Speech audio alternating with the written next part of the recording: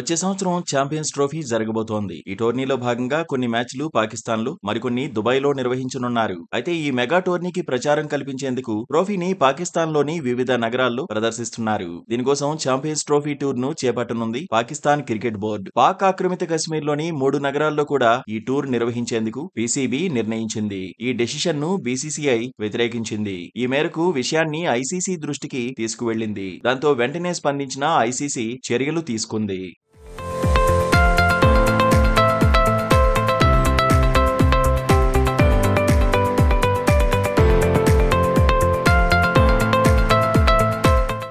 Champions ట్రోఫీని ICC Dubai నుంచి ఇస్లామాబాద్ కు పంపింది.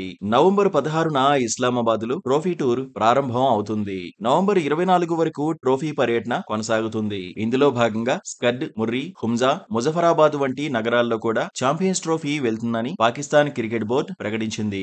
భారత్, పాకిస్తాన్ మధ్య రాజకీయ విభేదాల కారణంగా పాక్ ఆక్రమిత కశ్మీర్ పరిధిలోకి వచ్చే స్కడ్, ముర్రి మరియు ముజఫరాబాద్ లో జరగాల్సిన ట్రోఫీ పర్యటన సరికాదని ఐసీసీకి భారత క్రికెట్ బోర్డు వివరించింది. భారత్ను కవ్వించేందుకే ఈ నిర్ణయం తీసుకుందని విశ్లేషకులు అంటున్నారు.